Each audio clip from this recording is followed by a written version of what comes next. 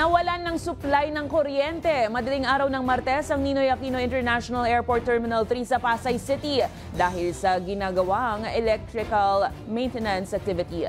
Nagsimula ang brownout bandang hating gabi na nakaapekto sa maraming pasahero. Naibalik naman agad kanina alas 3 ng madaling araw ang supply. Paliwanag ng NIA, inanunsyo na nila ito noong nakaraang buwan pa.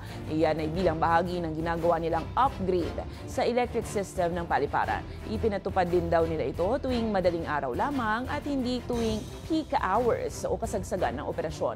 Ngayon pa man, nagdulot pa rin ito ng kalituhan sa maraming biyahero. Tiniyak naman ng NIA na nakahanda ang kanilang generator sets pero hindi maipapangako ng NIA kung ito na ba ang huling electrical maintenance activities sa paliparan ngayong taon. Nagulat lang kami doon kasi sobrang, yun nga, sabi na bakit ganun, brown out ba or what?